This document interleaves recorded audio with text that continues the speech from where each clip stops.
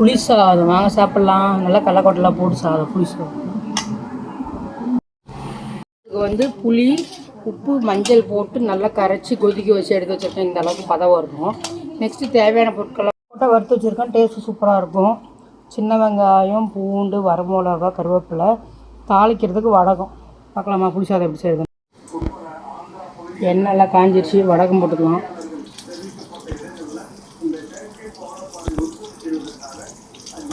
வடகம் நல்லா பொரிஞ்சிட்டு பூண்டு போட்டுக்கலாம். அடுத்து வெங்காயம் போட்டுக்கலாம்.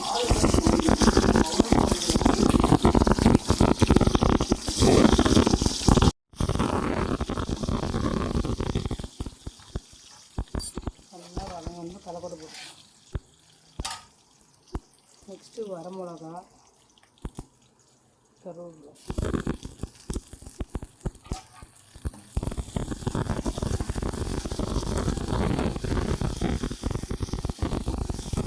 புளி கரைசல் எடுத்து ஊற்றிக்கலாம். நல்லா கரைச்சாச்சு.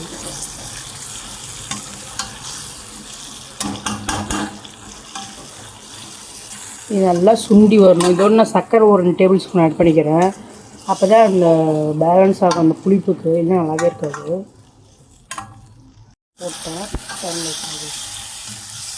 நல்லா சுண்டணும். நல்லா வணங்கிடுச்சுன்னா சாதம் போட்டு கிளறு.